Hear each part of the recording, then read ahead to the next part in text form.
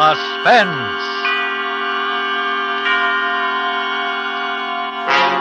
Autolite and its 96,000 dealers present Mr. Robert Taylor in 4 Hours to Kill, a suspense play produced and edited by William Spear.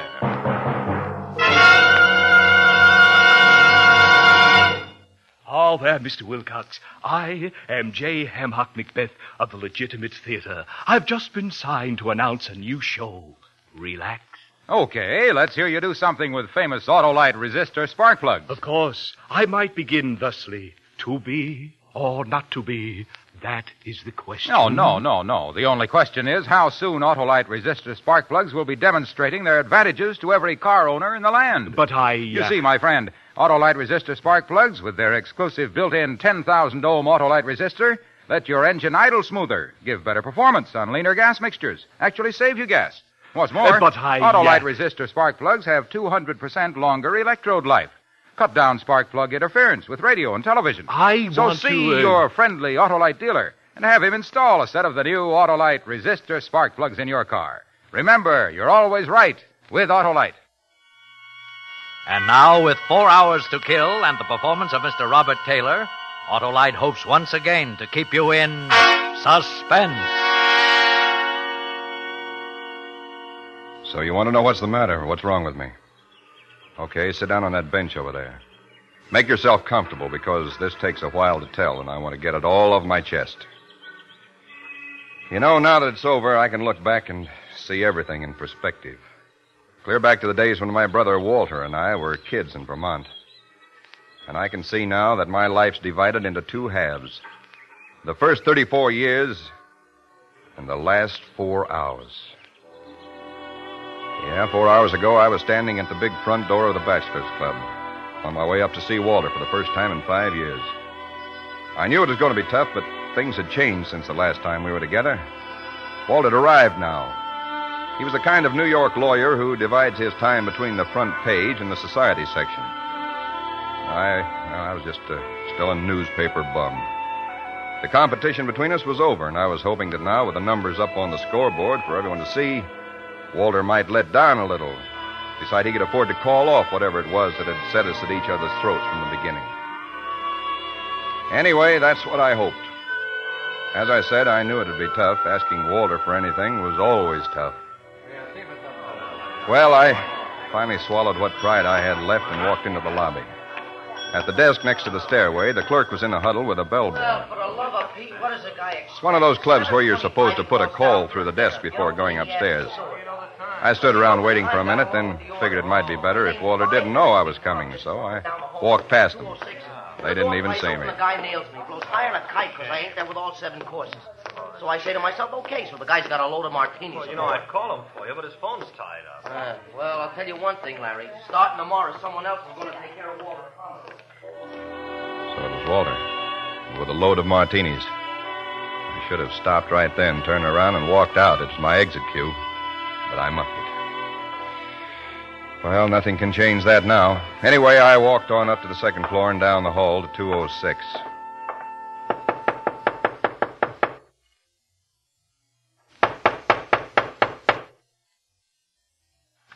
Well, it's about time you got here.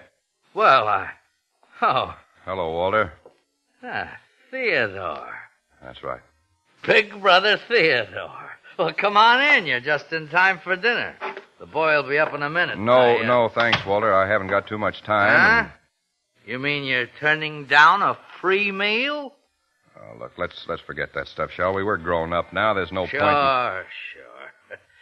Now, sit down. No, I won't be too long. Huh? Well, tell me, Ted, how are things on the paper in Buffalo? Okay, I guess. I quit yesterday. Oh, you quit? Yeah. Not fired, you quit. That's what I said. So, now you're out of a job and you figure that I'll... Wait a minute, Walter. Let me tell you all of it. There's a guy I met in the service, Dan Allenby. He's down in Florida now, Fort Lauderdale. Look, here's a letter I got from him. Oh. He's buying a paper there, a little country sheet, 8 pages, twice a week. Uh-huh. He wants me to go in with him. It's nothing big, Walter, but it's the kind of thing I've been looking for years. We can do something down there. The place is growing. We can double the circulation in 6 months. Dan's got all kinds of ideas, and so have I. He says that... What's the matter? Huh? What's so funny? You. I don't get it. All right, how much, Ted? Well, the price was $10,000. I'll need half of it. $5,000. That's right. Same song, 82nd verse. I'm not begging, Walter. Oh, what is it, then? I'm asking you for a loan. I'll sign a note. Well, what about it? What happened to your pride, Ted? I thought we agreed to forget I all... didn't agree to anything. You've not only lost what pride you had, you haven't even got any good sense. Okay, Walter. That answers my question. It's good for a laugh, though. Big brother Theodore crawling up on his belly to... Shut up, Walter. $5,000. You thought I just... I said shut up. Over. Hey, let go of me. I've had all of you I'm going to take. You hear that, Walter? I've had Oh, all... let go of me. Okay, Walter. Okay. You've had that coming for a long time, Walter. Yeah, you're right. I was stupid, thinking you'd... Well, get up. Come on, Walter, get up. I won't bother you anymore. Walter. Walter.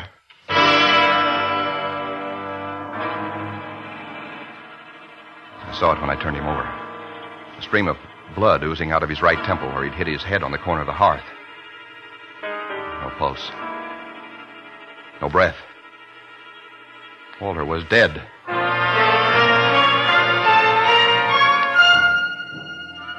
In a spot like that, you don't think. You move. No one knew I was in New York, and I was sure the clerk and the bellboy hadn't seen me cross the lobby. If I could get out without being spotted, I had a chance. I picked up the letters from Allenby, went to the door, and put my handkerchief over the knob. Turned back to give the room a last look before I left.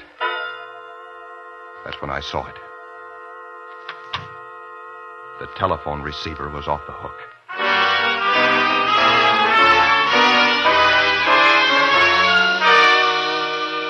I remember I looked down at it like it was a poisonous snake or something. Started to hang it up, then changed my mind. Hello? Walter? Yeah, this is Walter. Really? Sorry I kept you waiting so long. Wait a minute. Let's have an understanding right now. When I want a good newspaper man, I'll call you. When I want impersonations, I'll go see the floor show at Leon and Eddie's. Now, why don't you call your brother and tell him I'm getting tired of holding this telephone? Oh, who will I say is calling? He knows. I made that pretty clear just before you barged into his apartment. What makes you think I barged in? Just a guess. Am I warm? Not very. From this end, the dialogue sounded more like a Donnybrook than a pink tea. Well, look, let's not go into... Don't apologize, Theodore. Walter's a Class A heel. He had it coming. Now, go pick him up off the floor or wherever you left him and bring him to the phone. Well, he's out of the apartment right now. Why don't you just give me your name and number and He already has it. I gave it to him a year ago in a moment of weakness. Tell him I'll call him back in an hour or so when he's better able to talk. Hold it a minute. Your dinner, Mr. Pomeroy? Listen, Walter won't be back till late tonight. You'd better call him at his office in the morning. You got that? Yes, but he wanted... Mr. Pomeroy? If I'd had any sense, I'd have given up right then with the bellboy pounding on the door, with that girl on the phone who could send me to the chair with a word. But as I said, in a spot like that, you don't think. Something else takes over. You win there, Mr. Pomeroy? I had to get my hands on that girl. I knew he'd have her number written down somewhere. There was nothing on the telephone stand. Nothing in the drawers but a couple of bridge score pads and some other junk.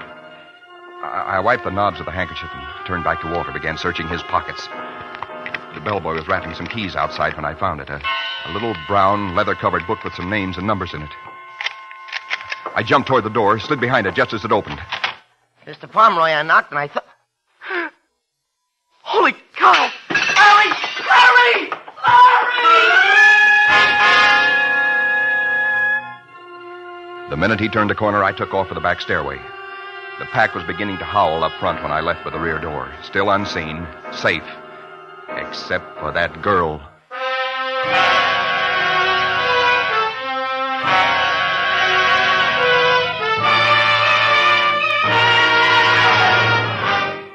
Autolite is bringing you Mr. Robert Taylor in 4 Hours to Kill. Tonight's production in radio's outstanding theater of thrills, Suspense.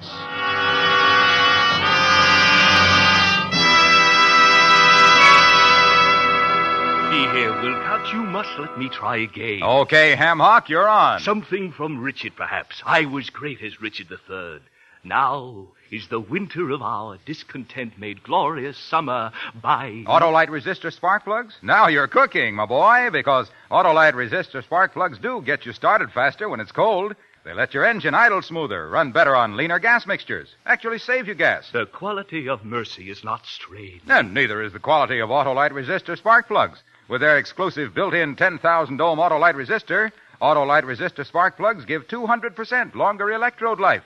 Reduce spark plug interference with radio and television. Is this a dagger which I see before me? Could be. And the answer to your visibility problems, chum, is Autolite Bullseye Sealed Beam Headlights. A horse, my kingdom, for a horse. Oh, you'll never feel that way, pal, if your car's equipped with wide-gap Autolite resistor spark plugs. So see your friendly Autolite dealer and have him install a set of those wide-gap Autolite resistor spark plugs in your car. Remember, you're always right with Autolite.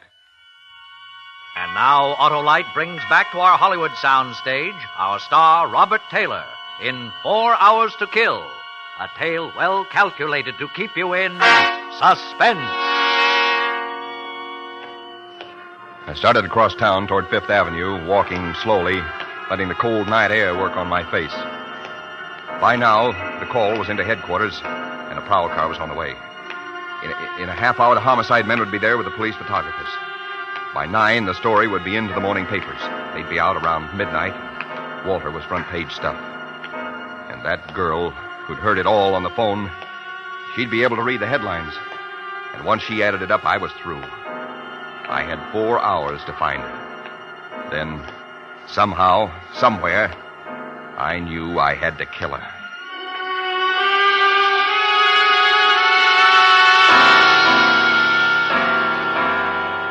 I found a phone booth in a Fifth Avenue drugstore and took out the memo book. He'd scribbled first names and phone numbers on 4 or 5 pages. The rest of it was blank. No addresses, nothing else to go on. About a dozen of them belonged to women. So I started on number 1. Anna Lee had a Murray Hill number.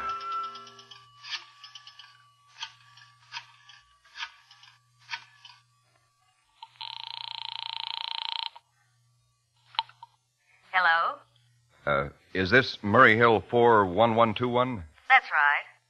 Is Joanne there, please? Joanne? I'm sorry, I don't know any Joanne. You must have the wrong number. Are you sure? Well, I guess I'd better check it again. I'm sorry. Now, Louise isn't in. If you're that guy who's been calling her, let me tell you right now that... You say you're making a survey? Well, my little old head isn't much good at figures, but I'll surely be glad to help you all.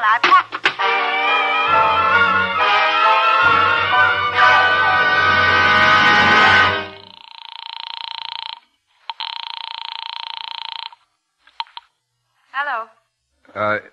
Is this Maxine? That's right. Who's this? Didn't I talk to you a little while ago? Who?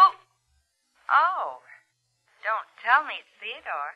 Make it Ted, will you? Oh, we're real friendly now. Well, I hope so. I see. And you make a habit of hanging up in people's faces? We were cut off, Angel, and you were so snide about giving me your name, I couldn't call you back. Mm-hmm. So you went out and bought yourself a crystal ball? and when you... No. I just called up every girl in Walter's telephone index until you answered. Why'd you do that? Because I want to see if the girl is as nice as the voice. How do you blush over the phone? Look, why don't you save us both a lot of trouble by telling me where I can meet you? I'd rather keep it this way. I can be pretty persistent. I can be pretty stubborn.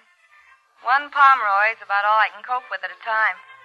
I'm awfully sorry, Theodore, but Wait a minute. What's that music? The radio? No, it's not the radio, and please don't bother me.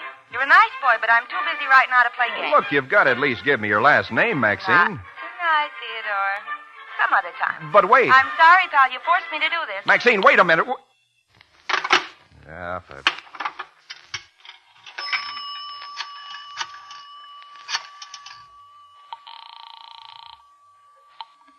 Information.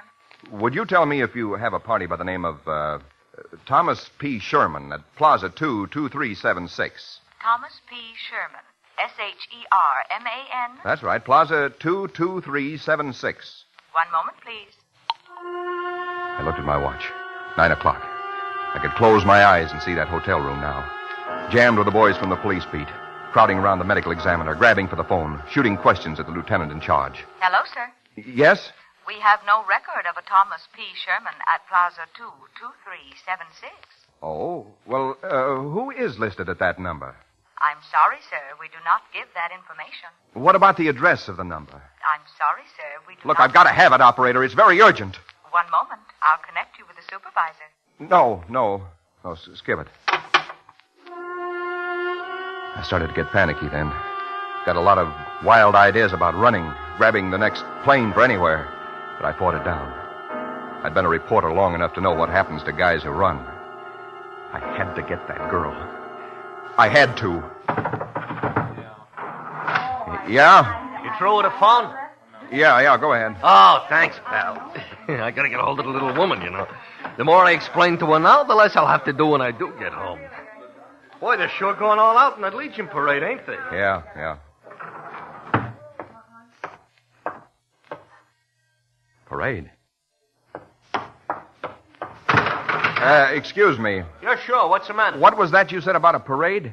Legion parade coming up Fifth Avenue. Crosstown traffic is tied up for 2 hours. Coming by here? Yeah, the band is down the street now. Band. That's what I heard. Huh? Nothing. Thanks a lot.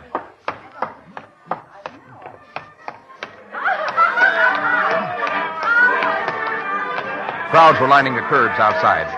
Down the avenue, somewhere around 78th Street, I could hear the band at the head of the parade, marching toward us. The same band I'd heard over her telephone, passing so close it almost covered her voice. She was on a low floor, next to the street, and the band had passed her at exactly 1 minute to 9. I remembered looking at my watch. I stood there and waited for the band. It was a wild idea, but I had a feeling if I figured it carefully, I could come pretty close. I walked the block with the band, then another one to make sure. It took them 1 minute and 20 seconds to cover a block. We hit 84th Street at 16 minutes and 20 seconds past 9. They'd covered exactly 13 blocks since they passed her telephone. That made it somewhere around 71st Street, on the ground floor. An apartment, maybe a residential hotel facing Central Park. I turned and started running back down Fifth Avenue. I was getting close, and there were still 2 hours before the morning papers hit the street.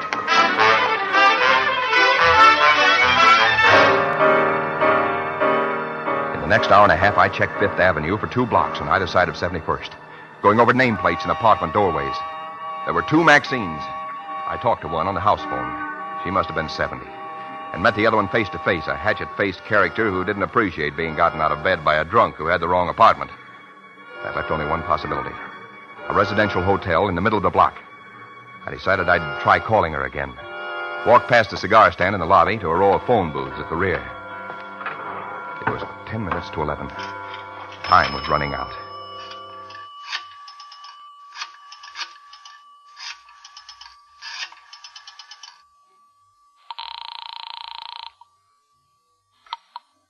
Hello. Hello, Maxine? Here we go again. What is it this time, Theodore? Well, I'm still trying to wear you down. Because you like my voice. Right. You think I'm charming. Practically irresistible. Right. And another thing. What? I think you live in the Grayson Arms on Fifth Avenue. Wrong. I live on the other side of town. Wait now. Be honest with me, Angel. Hold it a second, will you? She was lying. She knew what it was all about and was playing with me. The panic came back.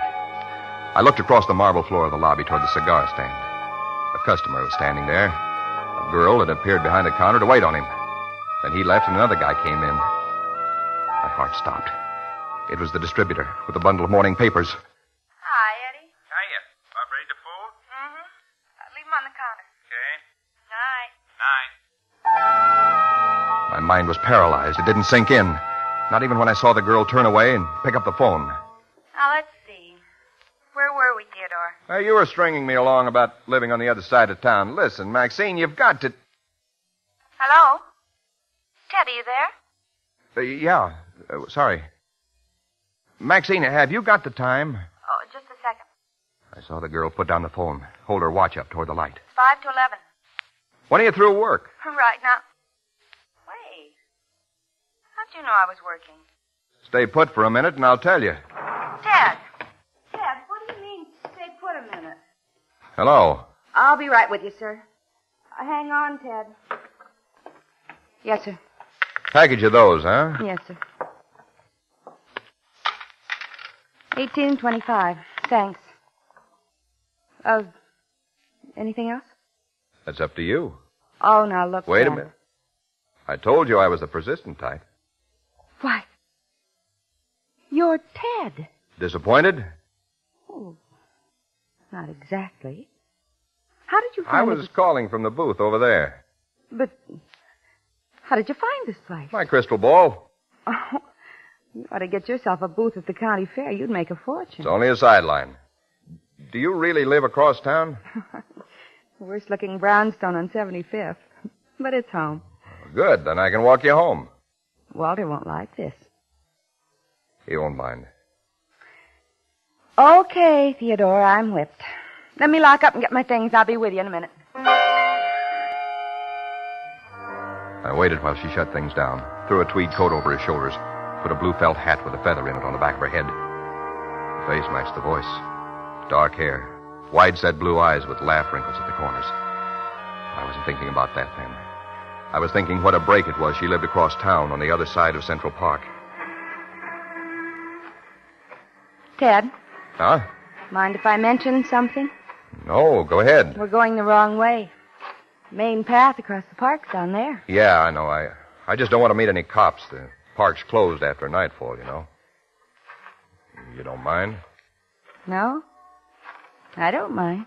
At the last minute, she'd grabbed a paper off the pile, folded it, and stuck it in her pocket without looking at it. We turned into a dark byway. She moved closer and took my arm. The paper pressed against me like a hot branding iron in my side. My heart was pounding now. There was a choking lump in my throat. I hardly dared to talk. I'm sorry I gave you such a bad time tonight, Ted. Forget it. I guess I thought you'd be different. More like your brother.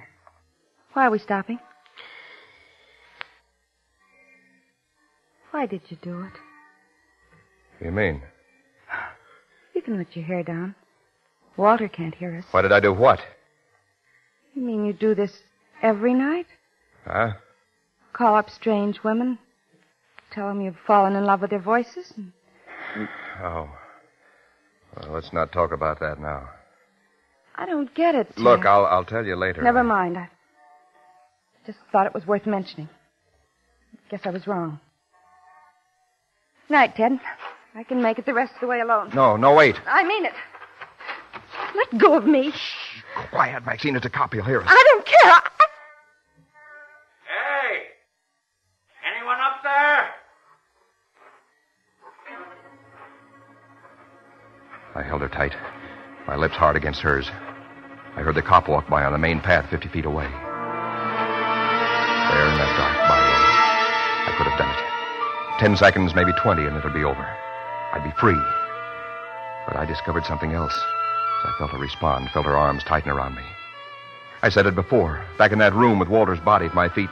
I stopped thinking. Something else took over. I was like an animal, fighting for life, going on nerve and instinct.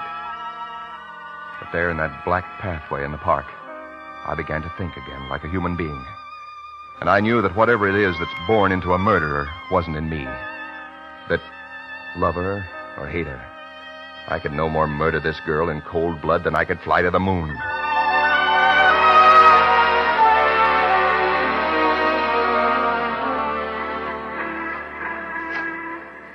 Well, here's the 8th Avenue entrance. Yeah. Why don't you tell me, Ted? Something's tearing you to pieces. I can see it. Okay. You've got a morning paper in your coat pocket. Take a look at it. Paper? What's that got to do Here, with... give it to me. Page 1. I knew it. Lawyer attacked in city apartment. Walter. Yeah. You asked me. Here it is. New York, January 18th. Bruised and bleeding after an attack by a mysterious visitor into his rooms at the Bachelor's Club early last night. Walter Pomeroy... Wait a minute. Go on. Walter Pomeroy, noted criminal lawyer, still refused to disclose the identity of his assailant. Dr. James Penrose, attending physician, said Pomeroy suffered a possible concussion from a severe blow on the head, but was otherwise progressing nicely and would be released from City Hospital in 24 hours. The attack came at... Good Lord. Severe blow on the head. Yeah, he fell. Listen, Maxine, this doesn't tell it all. There's something else. Then what is it? What is the matter? Okay. So you want to know what's the matter? What's wrong with me? Okay, sit down on that bench there. Make yourself comfortable because this takes a while to tell.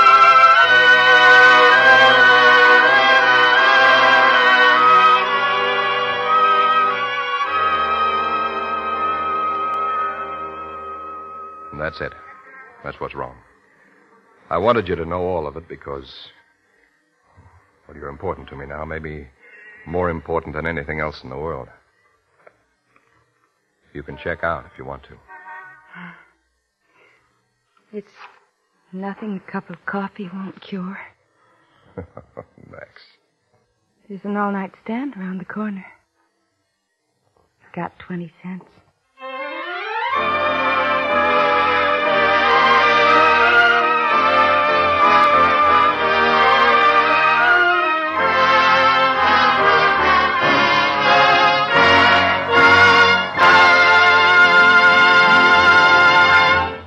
Suspense, presented by Autolite.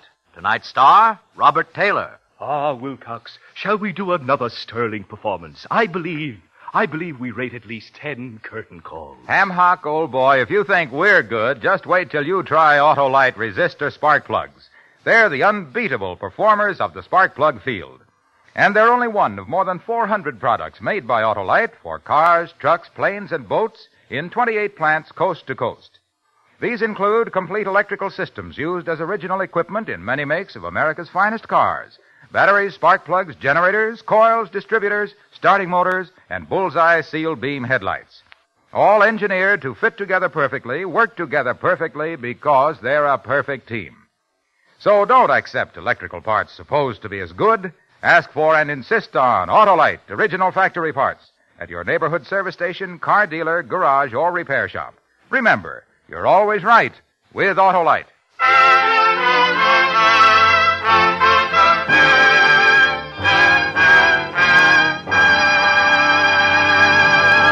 Next Thursday for Suspense, William Powell will be our star. The play is called The Escape of Lacey Abbott. And it is, as we say, A tale well calculated to keep you in suspense.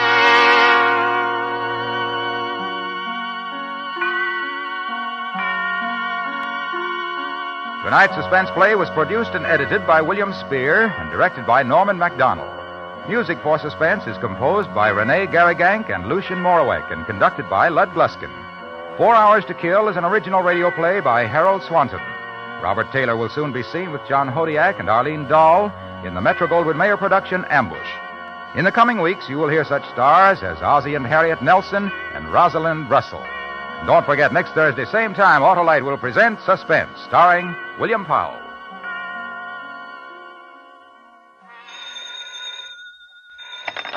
You can buy Autolite resistor or regular spark plugs, Autolite stay-full batteries, Autolite electrical parts at your neighborhood Autolite dealers.